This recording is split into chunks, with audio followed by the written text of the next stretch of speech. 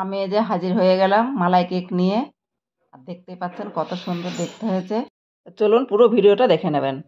আজকে আপনাদেরকে করে দেখাবো মালাই কেক। প্রথমে আমি কড়াইতে 500 দুধ দিয়েছি। দুধটা ভালো করে জাল দিয়ে নেব। দুধটা যে ভালোভাবে ফুটে গিয়েছে। আর আমি এই বাটিটা একটু কেশর নিয়েছি। এই কেশরের মধ্যে এই গরম দুধটা দিয়ে ভিজিয়ে রেখে দেবো 10 মিনিট। আর এই দুধের উপরে যে সরটা পড়েছিল, আমি এই সরটাই কেশরের মধ্যে তুলে রেখে দেবো। দুধের মধ্যে একটু চিনি দেবো, দিয়ে ভালো করে জাল দিয়ে নেব। আর এখানে যে কেশরটা গুলে রেখে দিয়েছি, এরকম কত সুন্দর কালার এসে গিয়েছে। আর দুধটা একদম ঘন হওয়া পর্যন্ত আমি দুধটা জাল দেবো। এই দেখুন দুধটা ঘন হয়ে গিয়েছে। আর এই দুধটা পুরো জাল হতে আমার 15 মিনিট সময় লাগলো। আমি এইখানে 4 পিস পাউরুটি নিয়েছি। আর পাউরুটি 4 পিস, 4-5টা কেটে নিয়েছি।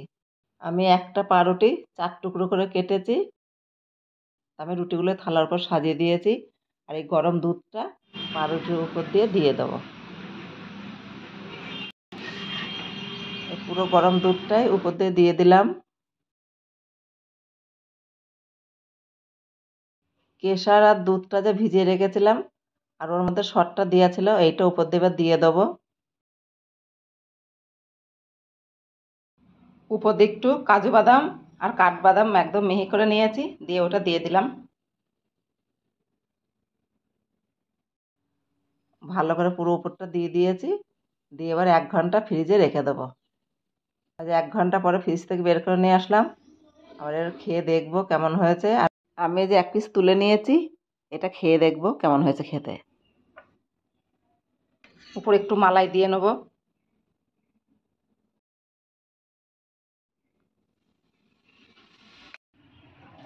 খেয়ে দেখবো।